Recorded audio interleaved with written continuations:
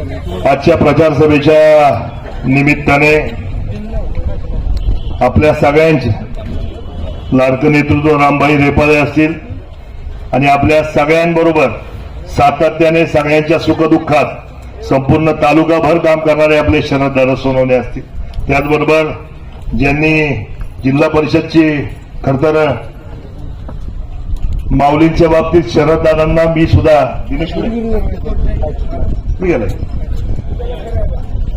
सुद्धा भरपूर आग्रह धरला होता की दादा आपल्याला एकत्रितच काम केलं पाहिजे आणि दोन्ही शिवसेना या एकच आहेत.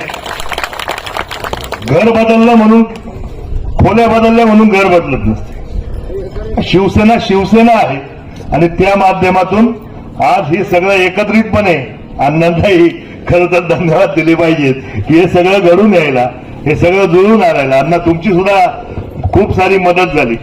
आणि मला वाटतं आजच्या सभेच्या निमित्ताने वेगळं काय सांगायचं, सगळी मंडळी शिवसेनेचं कामच हे आहे की सर्वसामान्यांच्या सुखदुःखात मंडळींनी उभं राहिलं पाहिजे, सर्वसामान्यांच्या अडीअडचणीला आपण धावून गेलं पाहिजे आणि सर्वसामान्यांच्या प्रत्येक गोष्टीमध्ये आपण सगळ्यांनी बरोबरीने गेलं पाहिजे.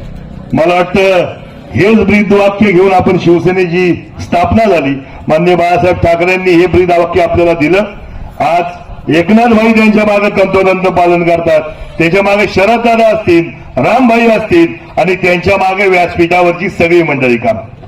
आज तालुका प्रमुख म्हणून जरी काम करत असलो तरी मला वाटतं प्रत्येक जण हा इथला प्रत्येक गटातला हा एक एक जण उपतालुका प्रमुखच तालुका प्रमुख म्हणून काम करतोय आणि अधिकची जबाबदारी माझ्यावर येते. मी जरी नारायणगावपुरतं मर्यादित राहून काम करत असलो तरी मला निश्चित स्वरूपात एक आवर्जून सांगायचंय की आपले नातेवाईक, आपले मित्रमंडळी, आपला सगळा मित्रपरिवार, सगळ्या मित्रमैत्रिणी एवढ्यांनी जरी ठरवलं तर तालुक्याच्या 8ही जागांवर भगवा फरकल्याशिवाय राहणार नाही. कारण आपला परिवार तेवढा मोठा आहे, शिवसेनेचा परिवार तेवढा मोठा आहे. शिवसेना प्रत्येक सुखदुःखात अडीअडचणीत ही सगळी मंडळी राहतात आणि म्हणून खरं तर शिवसेनेला मतदान केलं पाहिजे हे प्रत्येकाने आपल्या घरोघरी जाऊन सांगितलं. प्रत्येकाने शिवसेनेलाच का मत द्यायचंय. मला वाटतं पिंपरखेडचं उदाहरण असं एकनाथबाईंचं जुन्नरला सभेला आल्यानंतर सुद्धा मुस्लिम बांधवांच्या घरी 2 मुलं तिथं तलावामध्ये बुडून गेली. संवेदनशीलता काय असती ना ती मला वाटतं आपल्या सगळ्या नेत्यांकडे शिकायची.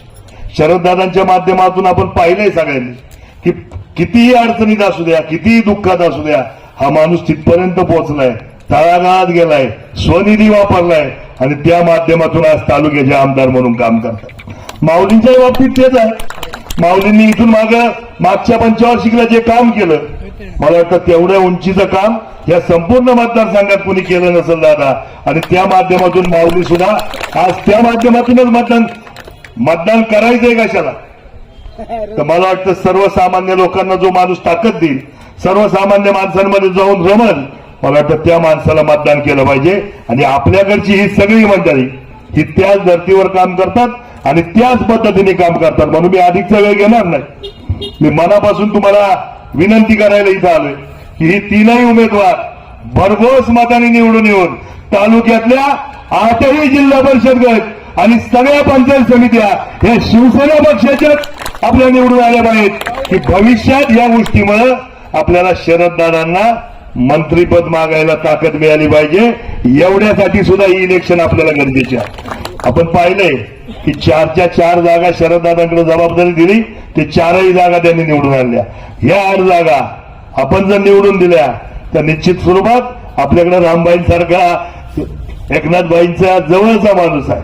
आपण विनंती करू की दादा आम्हाला निश्चित स्वरूपात आमच्या दादांना मंत्रिपद द्या, शिवजन्मभूमीला सन्मान द्या, शिवजन्मभूमीला मंत्रिपद द्या. आणि ते करण्यासाठी खरं तर आज या 8ही जिल्हा परिषदच्या जागा आपल्याला ताकदीने आणि मोठ्या फरकाने निवडून आणल्या पाहिजे.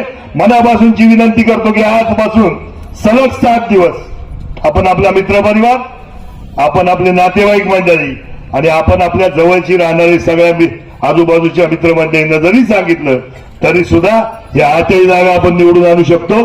पुन्हा एकदा या 3ही उमेदवारांना शुभेच्छा व्यक्त करतो. थांबतो.